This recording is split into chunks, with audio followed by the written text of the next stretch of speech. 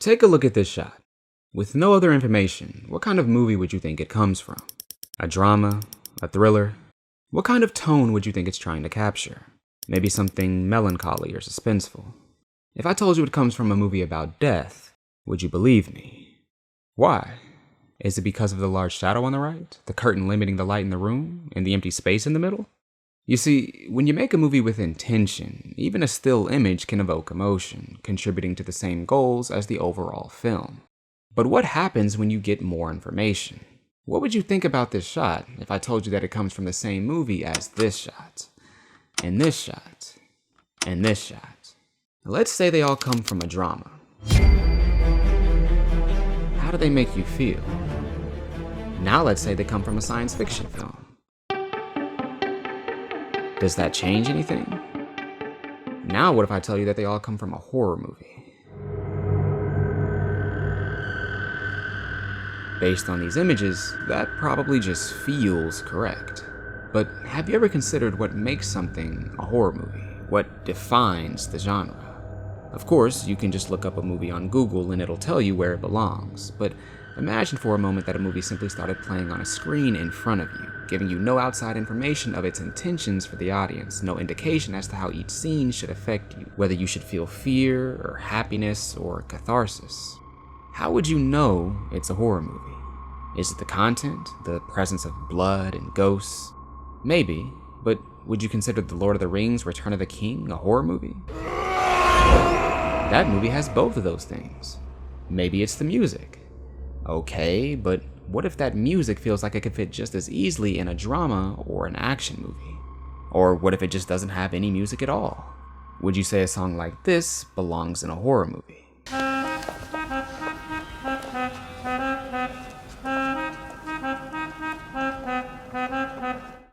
Probably not, right? The truth is, you just know it when you see it. Some films have a clear answer for what genre they fall into, while others toe the line, not fitting neatly into any box. You see, genres give us an idea of what to expect from a film, activating our preconceptions about standard practices and goals. I find it interesting that simply reading a short synopsis for a movie and knowing the context of other movies surrounding it can almost entirely determine my thoughts, not just for the film as a whole, but also for its individual shots and characters and sounds, what they're meant to do, how they should and will affect me. I started thinking about this because of a movie I saw on the horror-centric streaming service, Shudder. If you couldn't already tell from my channel, I find myself there often. Back in 2022, the world welcomed yet another disturbing film, this time called The Coffee Table. While watching it, I found myself influenced by things that seemed separate from the film itself, like the synopsis, its presence on a horror website, and the testimonies of its effect from other viewers. The channel Rockland Graves Productions made some pretty intense claims about the film's weight and impact, horrific descriptions that ultimately got me to watch it, having previously skipped over it. And if everything points to it being horror before I even press play, then I'm probably going to interpret all that it presents in such a way that it feels like horror, imbuing dark meaning into seemingly normal situations, sounds, and images. You see, our expectations of a film as a whole, even before we see it, shape our interpretations of the film's information and what we anticipate the film to do moving forward, sometimes creating an ominous atmosphere even before the opening shot. So, The Coffee Table begins by withholding the image, only releasing a sound. This harsh scream aims to establish the film's tone, but doesn't give us the context to understand what's happening, forcing us to make inferences. And with our preconceptions about the film's genre, we most closely associate the scream not with sadness or surprise, but with horror. When we finally do see the image though, we realize that the sound comes from a woman giving birth, but instead of feeling hopeful like many other birthing scenes, the extreme close-ups on the woman's face and the dark background that conceals any sense of place emphasizes the woman's pain and isolation, shaping an atmosphere that fits within the typical boundaries of the horror genre. Now having set its foundation in the mind of the viewer, creating expectations from the genre the film seems to have placed itself in, the film tries to reset its tone by cutting to an entirely new setting, showing the woman and the baby where you can see the background, removing the horror feelings of isolation and mystery from the opening shots. We then get the film's first dialogue, a description of a coffee table. Lo que tiene delante es la famosa mesa de centro Roret. As the dialogue continues, the film cuts to a wide shot, which reveals the context of the words, a salesman trying to convince a woman and her husband to buy a coffee table. But despite the inclusion of awkward humor, the salesman's sleazy demeanor, the woman calling the table ugly, and the strange comparisons between pets and furniture, the scene fails to escape this powerful sense of dread. As I watched this conversation for the first time, I kept expecting something devastating to happen, the table to start dripping blood or for someone to suddenly burst into flames. Having now presented the film's very title, a coffee table, all of the outside elements increase their influence on this scene. Of course, the room's appearance, the dim lighting, the dull colors, also helped mold this sense of foreboding. Like, why is this store so poorly lit? But for me, it was the things surrounding my viewing of the film itself that had the biggest impact on how I interpreted this scene.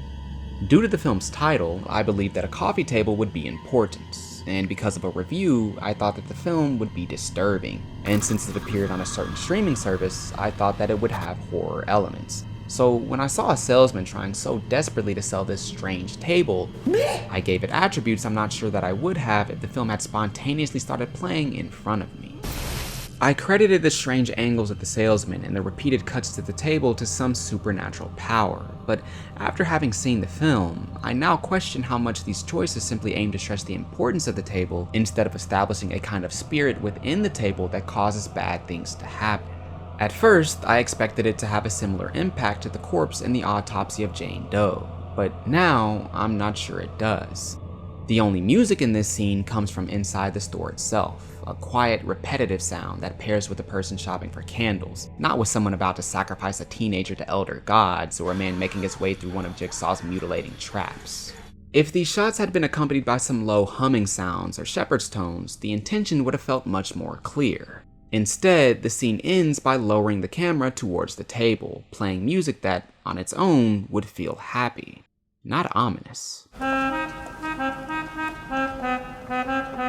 When I pair it with more traditional horror music, though, it feels different.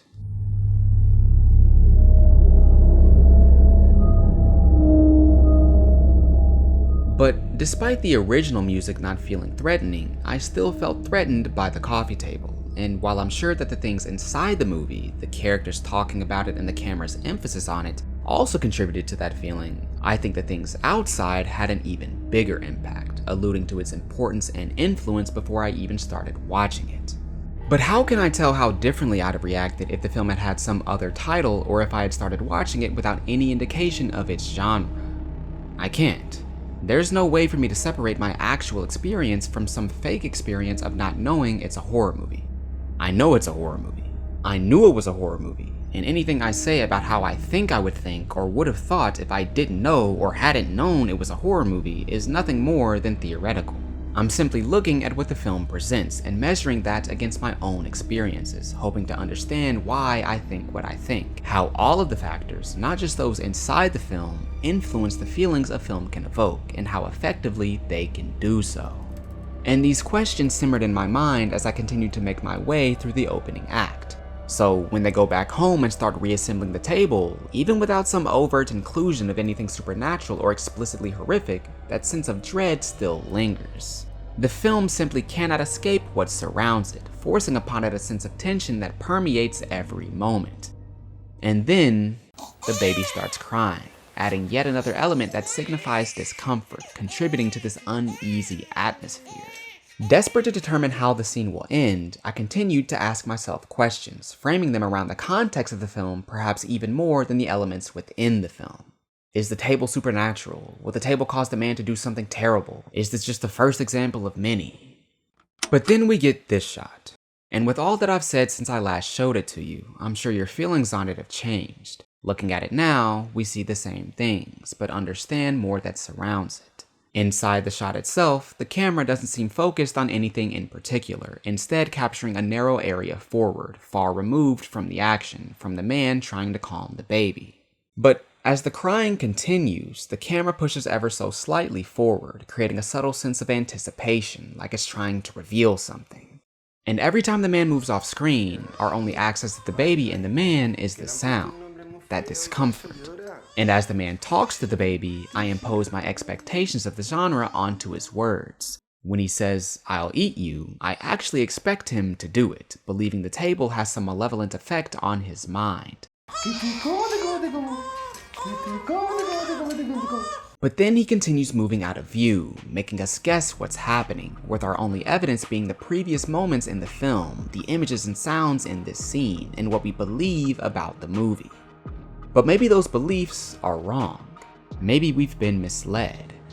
Yes, what I've heard about the film suggests one set of events will happen, but the film itself may suggest another. We know the film's title. We know the coffee table is just off screen.